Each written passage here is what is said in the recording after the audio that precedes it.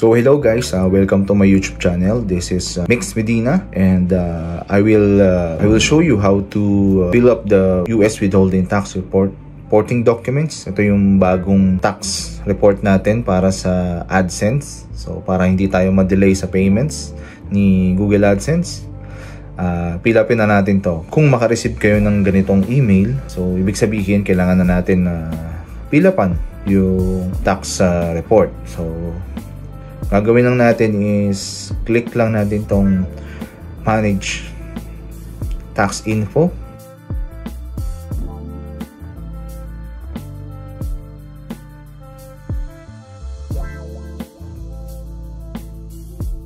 Punta tayo sa isang page, sa page ng manage tax info. Then ayan, makikita natin yung mga previous natin, yung pinila fund dati. So click nyo lang yung submit new form, start form. So gamit ko nga pala is laptop. So yan, lagin natin kung saan naka-register yung AdSense natin. Make sure na yun yung Gmail account na naka-register sa AdSense. So ang una is ito, United States Tax Info. So what type of account is John Michael Bato Medina? So individual. Then click next. So, are you a citizen or resident of United States? So, hindi. So, no. Then, select W-8 tax form type. So, yung una pa rin. Most commonly used by non-US individuals. So, click lang natin yung start W-8BEN form.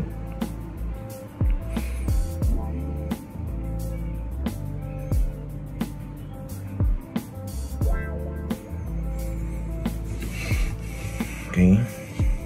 So, ito na yung W-8BEN tax form. So, pilapan lang natin yung tax identity.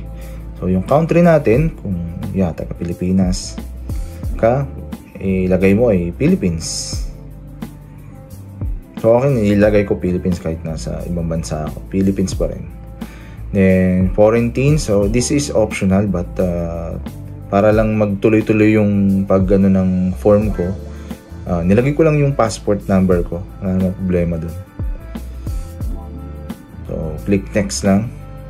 Then, yung permanent address nyo. So, alam ko may automatic yung dati yung pinila pa na mga address. Just click the street address, then you can see the previous, yung mga pinili pa nyo dati, lalabas din. Then, mailing address, same. So, para di lang kayo mag-fill up ulit. Then, click next. Then next nito is yung tax treaty. So yung Philippines and US ay may tax treaty. So ito yung pinakamaganda na benefits na makukuha natin. So ma-reduce yung tax natin dahil meron tayong treaty. So yes, click natin yes, I'm eligible to reduce withholding rate. So click na natin yes. Then click check natin tong resident following. Then Philippines. So ito yung merong tax treaty, Philippines.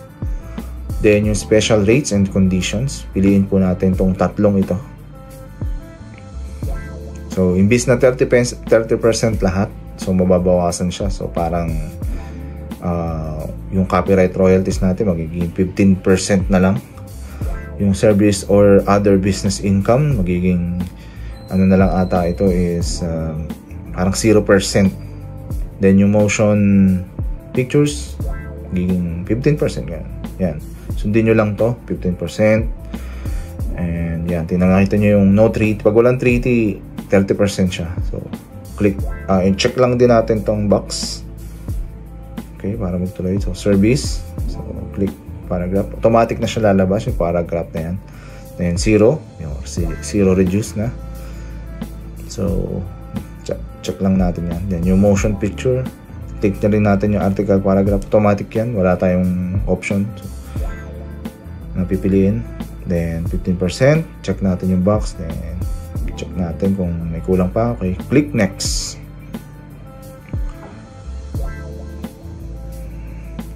Okay. Click next. Activities and service performed in US? No.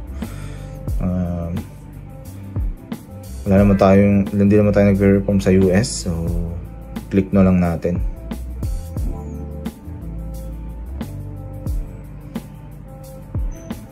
No, then check.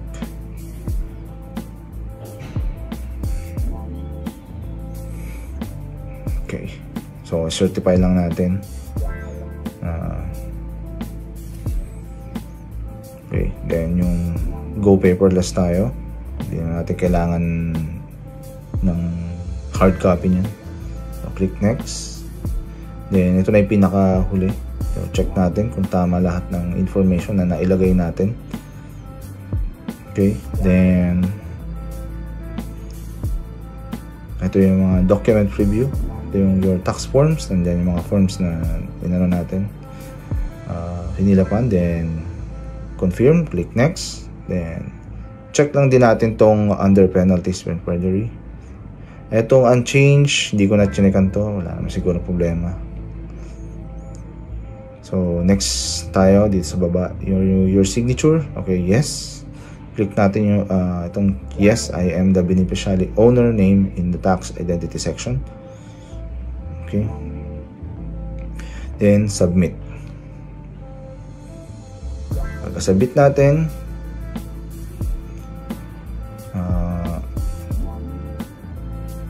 hintayin lang tayo, then yun, tapos na agad.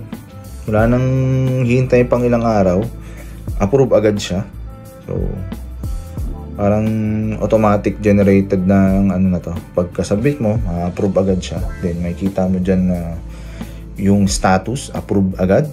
Then yung expires on December 31, 2028. So, napakatagal pa niyan. 2028 pa, year 2028. Then yung mga tax forms natin na nakaklaim tayo ng 15% dyan sa motion picture, yung other copyright, then may 15% na lang. Then yung service rate nasa 0%. So bumaba. Dati pag taga US ka ata, nasa 30% lahat yan. So dahil may treaty, boom, na decrease. Okay, then so makaka-receive ka ng email na na-approve na yung tax mo, tax information. So ganun lang po kadali. So kung maka-receive kayo ng email na kailangan ng i-fill upan yung bagong tax report document, fill upan nyo na para maiwasan natin yung delay ng ating mga payments kay AdSense, para makuha natin yung ating mga sahod. So yun lang po.